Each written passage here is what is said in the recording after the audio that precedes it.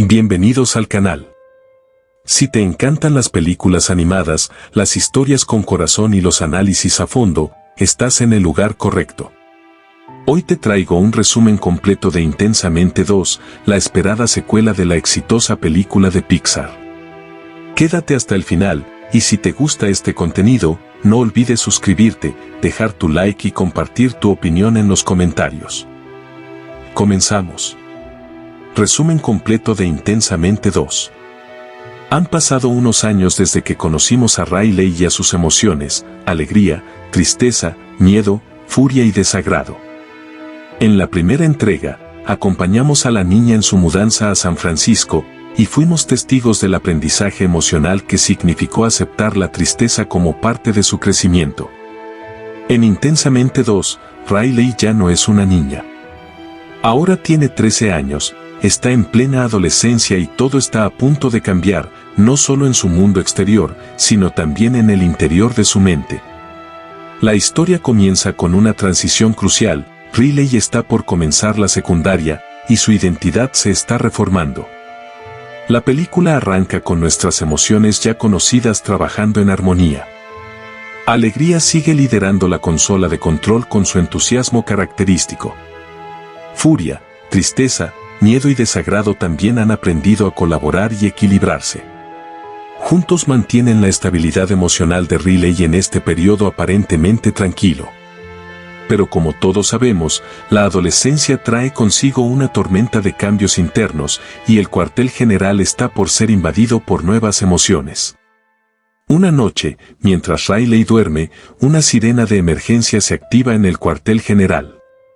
De repente, llegan nuevas emociones que representan los cambios de esta nueva etapa de su vida. Son ansiedad, vergüenza, envidia y nostalgia.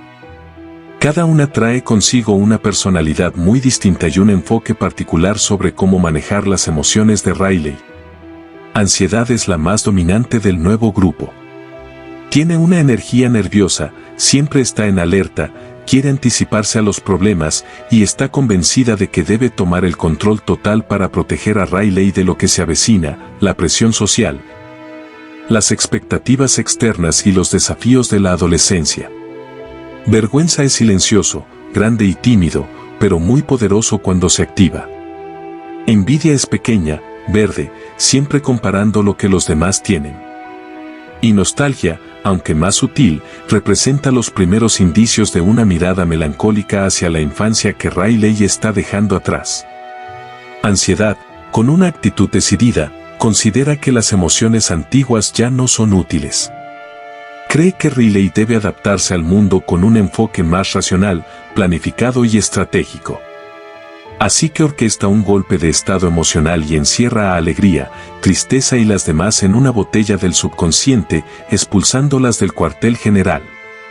Desde ese momento, Riley comienza a actuar de una forma distinta.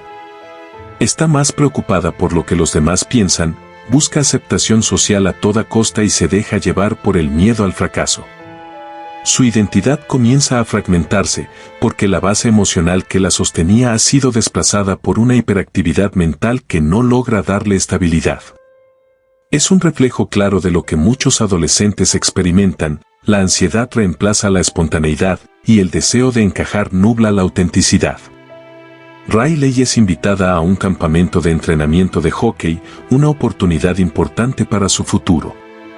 Allí conoce a nuevas amigas que admira y comienza a distanciarse de sus antiguas compañeras. El deseo de ser aceptada por este nuevo grupo la lleva a hacer cosas que normalmente no haría, miente, se excede en sus esfuerzos y, poco a poco, pierde el rumbo. Mientras tanto, en el interior de su mente, alegría y las demás emociones clásicas emprenden una travesía para regresar al cuartel general. Es un viaje lleno de obstáculos, tanto físicos como emocionales. Deben atravesar paisajes mentales transformados, como la selva del autoengaño, el valle de la crítica interna y el desierto del olvido. Durante este recorrido, Alegría comienza a darse cuenta de algo muy importante: Riley ya no es una niña. No basta con evitar que sienta tristeza o miedo.